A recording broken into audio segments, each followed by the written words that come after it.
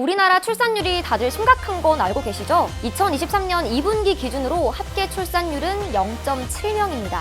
2023년 3분기와 4분기 출산율이 아직 나오지는 않았지만 여기서 더 내려가서 0.6명이 되는 거 아니냐는 우려도 나오고 있는 상황이죠. 아이를 낳지 않는 이유가 무엇인가요? 라는 질문에 주거 불안, 고용 불안, 경제적 부담 등을 가장 많이 답한다고 합니다. 이러한 저출산의 원인 중에 하나인 주거 불안을 해결하고자 24년 초 신생아 특례 대출이 나온다고 합니다. 신청 조건과 대출 조건은 어떠한지, 어떤 분들이 이용하면 좋을지 같이 한번 알아보러 가시죠.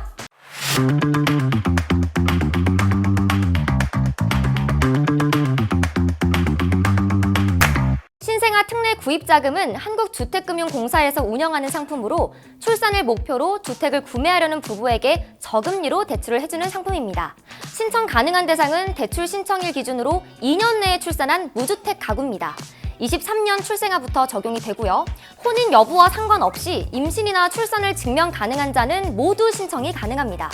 여기서 중요한 점은 혼인 여부와 상관이 없다는 건데요. 최근 결혼하더라도 혼인신고를 안 하는 부부가 많기 때문에 이러한 제약이 없다는 것은 상당히 좋은 것 같습니다. 혼인 여부는 모르겠고 일단 출산만 하면 오케이라는 느낌이랄까요? 대상 주택은 9억 원 이하로 대출 한도는 최대 5억 원까지고요. 자산 기준은 5억 600만 원 이하, 소득 기준은 1억 3천만 원 이하면 신청이 가능합니다. 제일 중요한 건 역시 금리겠죠? 대출 금리는 소득 구간에 따라서 다르게 적용될 예정입니다. 소득 8,500만 원 이하는 1.6에서 2.7%의 금리가, 소득 8,500만 원에서 1억 3천만 원 이하는 2.7에서 3.3%의 금리가 적용될 예정입니다. 금리는 5년 고정금리인데요.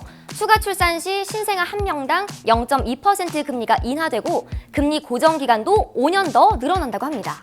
최장 15년까지 금리를 연장할 수 있는데요. 그렇게 되면 다자녀 가구가 되어 있겠네요. 대출 상환 기간은 10년, 15년, 20년, 30년, 40년으로 설정 가능하며 상환 방식도 원리금균 등, 원금균 등 체증식 분할 상환 중에 선택이 가능합니다. 현재는 새로운 주택을 구입하는 경우에 신청 가능한 것으로 되어 있으나 1주택을 소유한 가구에 대해 대환 대출도 가능할 예정입니다. 다만 그에 대한 상세 내역이 아직 나오지 않았기 때문에 추후에 나오게 되면 알려드릴게요. 주택을 구입할 때 받을 수 있는 구입 자금에 대해서 알아봤으니 이번에는 전세로 입주할 때 받을 수 있는 신생아 특례 전세 대출에 대해서 알아봐야겠죠? 신청 대상은 동일합니다.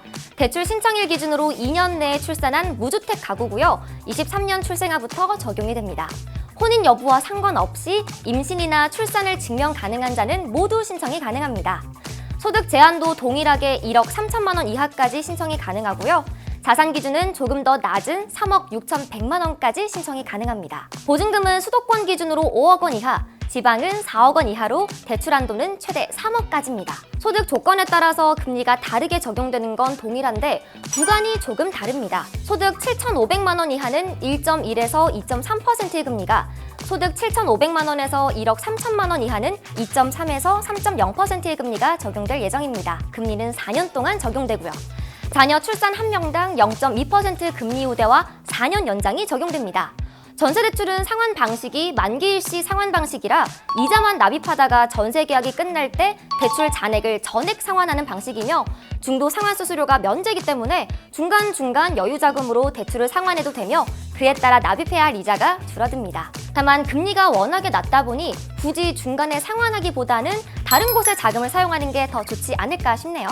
신생아 특례 대출 특징을 3가지로 요약하자면 첫 번째, 심사 조건의 대폭 완화입니다. 소득과 자산 조건이 큰 폭으로 완화되면서 대부분의 사람들이 대상으로 들어갈 수 있는 정도죠. 두 번째는 출산에 맞춰진 초점입니다. 신혼인지 아닌지, 혼인신고를 했는지 안 했는지는 중요하지 않습니다. 2년 이내 출산을 했는지, 출산을 할 예정인지만 본다는 겁니다. 세 번째, 압도적인 저금리입니다. 현재 시중은행 금리가 4% 중반에서 5% 초반이고 금리가 낮다는 디딤돌 대출도 2% 중후반입니다. 그런데 신생아 특례 대출은 조건만 맞으면 기본 1%대에서 금리가 높아도 2%대니까 역대 가장 파격적인 금리의 대출 상품이지 않을까 하네요. 저출산을 극복하고자 나오는 신생아 특례 대출, 어떻게 저출산을 극복하는데 도움이 될까요? 우리나라는 2006년부터 2022년까지 저출산 대응으로 약 300조의 예산을 쏟아부었는데요. 금액만 들으면 저출산이 해결될 것 같은 금액인데 사실은 그렇지 않죠. 저출산 대응 사업이 맞나 싶은 것들에 예산이 투입되고 있는 것들도 많고요. 기존에 하던 사업을 저출산 예산으로 운영하는 것들도 있습니다. 즉, 저출산 예산이 저출산을 극복하는 사업에 효율적으로 쓰이지 않았다는 거죠. 거기에 국제사회와 비교해보면 우리나라가 저출산 대응에 쓰는 예산은 상당히 낮은 수준입니다. 전체적인 양도 적은데 효율적으로 쓰이지도 않는 상황이다 보니 사실 저출산 극복이 될 수 있을지 걱정입니다. 아이를 낳고 기른다는 게 엄청난 노력과 돈이 들어간다는 건 누구나 알고 있습니다. 2024년에는 아이를 낳고 기르는 데 있어 고민과 걱정이 들지 않도록 각종 지원 혜택이 더 많아지면 좋겠습니다. 오늘의 내용도 도움이 되셨다면 좋아요와 구독 부탁드리고요. 궁금하신 점은 댓글 달아주세요. 우리 다음에 만나요. 안녕! What you want, what you need, gotta take all you get, my love, 'cause you know it all.